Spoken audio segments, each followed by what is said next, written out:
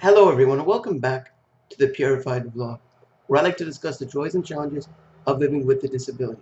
Now, I hope you enjoyed the last couple of videos, and let's continue to ride this horse and go from there. So, on this week's episode, what I want to talk about is hospitals. Now, you'd think a hospital would be a good place for someone with a disability to go if they needed care, but unfortunately, that isn't the case. Granted, they've come a long way from where they used to be, but still they need some more work. So way back in the day, I'm gonna go way back. When I was 12 years old, I hurt my knee, and I had to go to the ER to get my knee checked out, get an X-ray on it. When you grow up with two brothers, sometimes a little bit of wrestling happens, and injuries come along with that. Anyways, I went to the emergency room to get my knee checked out. So I was expecting them to have a lift. Now, what a lift is pretty straightforward. It's one version of it is like that thing behind me that you see with that long black cord coming from the ceiling, as well as that white box. So that's essentially a crane, which picks me up from my chair to my bed, allows me to transfer to and fro, basically. So I was expecting the hospital to have one of those because, you know, people with disabilities still need to go to the hospital sometimes. But unfortunately, they did not. So we had to rely on good old-fashioned manpower. So the X-ray tech, thankfully, was a larger dude. He goes in to lift me up and transfer me on to the X-ray table. But my knee was broken, so it's going to be very painful when only one dude picks you up. So I was screaming in excruciating pain to the point that the tech yelled at me and said, "Oh, shut up, you big baby." And I don't remember exactly, but knowing the big baby that I am, I probably went and I probably said, "No, you're the big baby." But anyways, fast forward to just a few years ago when I had to go get an MRI on my heart. I had to check on the old ticker, and so at this point, great, they have a lift. It's about 20 years later, so they've advanced a little bit.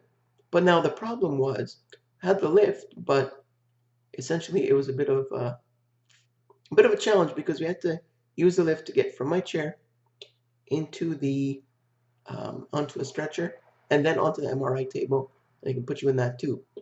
The thing was, got me all hooked up onto the lift, tried to get me on to the stretcher, but unfortunately, the lift wasn't tested on the stretcher and it wasn't able to go under the stretcher.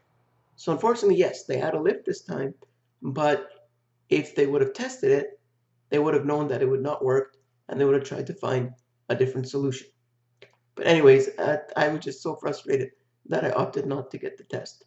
Still haven't had it done, so I probably should look into that. Hopefully I have a lift now. Anyways, I have a couple more stories, and they're kind of focused on, I guess you could say, customer service in the hospital. So once I was waiting in the ER to see a doctor, and as I was waiting there, a nurse came by. She saw that I was sitting in my chair, and she's like, "You should get into the bed." I'm like, "No, I'm okay. Actually, more comfortable this way." She's like, "No, no, you need to rest. So please get up and get into the bed." Not get up, but she said, "We can get you into the bed, but you need to get up and get to the bed because it's probably very uncomfortable." I said, "No, I actually sit in my chair all day long, and this is very comfortable for me." And she was like, just looked at me in a very shocked way, as if I wasn't very smart. Now, yeah, usually you don't have to tell a man to get into bed twice, but this wasn't that sort of advance. Now, another time, I went in to the hospital to run some tests. I know it sounds like I spent a lot of time in the hospital, but thank God it isn't that often. But one of the times that I did stay, um, I had to run some tests for a couple of days. But anyways, to use the toilet, I use a commode, which is essentially sorry, a toilet on wheels. That's what it really is. So whenever I need to use the toilet to do a good number two, I use that commode. Now, so at the time while I was in the hospital, I needed to use it. Nature called, but anyways, um, so they get the lift again. Great for having it, and they transfer me from the bed into this commode. But unfortunately, they sat me so far back that I was leaning a lot, like quite a bit forward, and I felt like I was going to fall flat on my face, which isn't a good feeling. But then they're like, oh no, this is the way you should sit on a commode. And I was like, okay, first of all, this isn't the way you need to sit on a commode. And, I know a couple things about this because I use one every day and sometimes twice a day. But anyways, um, so give me a second. Motorcycles going by. Beautiful day, so we gotta keep the windows open. But anyways, so I was a little surprised at that. So based on that, I got some tips or a little bit of advice for hospitals going forward. Now, first of all, you got to know that every person is completely different and they know what's best. You know what I mean? Even if people have the same condition, the exact same condition, they have different needs.